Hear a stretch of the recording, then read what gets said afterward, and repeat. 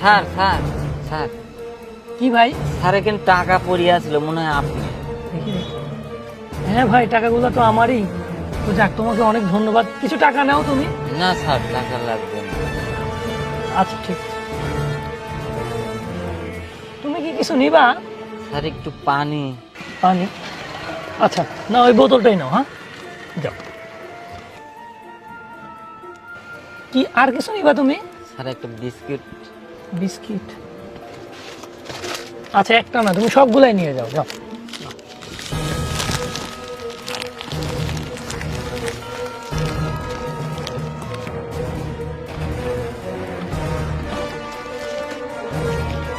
এই ভাই, এই ভাই,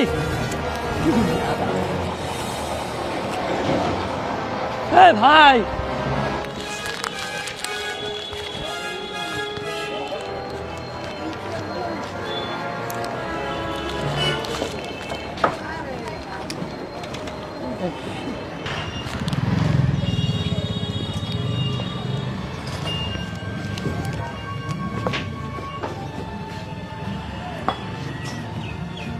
এই যে আব্বা, তোমার জন্য বিস্কুট আনছি। কি?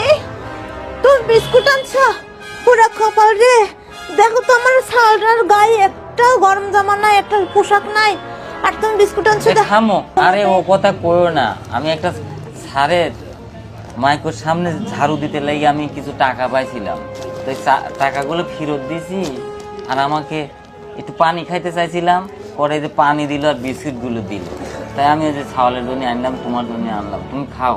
কি শীত পড়ছে আর তুমি বিস্কুট আনছো? আরে বুঝো না, এখন কাজ কাম নাই গো। শোনো, কাজ কাম হলে আমি শীতের কাপড়ের ব্যবস্থা করে দেবো, তুমি একটু কষ্ট করো রে সোনা।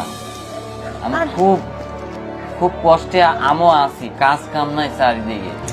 ভাই রে, আমরা কত বিলাসিতা করি আর এদের একটা শীতের কাপড় পর্যন্ত নেই।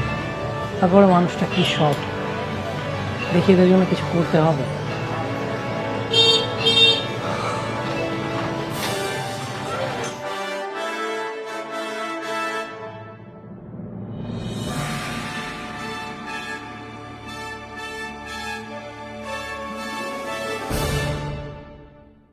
দেখো, এই শীত মনে হয় আমার কাটবে না গো।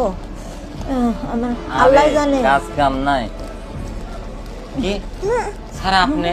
আসলে আপনি আসার সময় এই বস্তাটা ভুলে রেখে এসেছিলেন, ওহো, বস্তা তো আমারই। আর এই কম্বলটা আমি নিয়ে আসছি আপনাদের জন্য। যে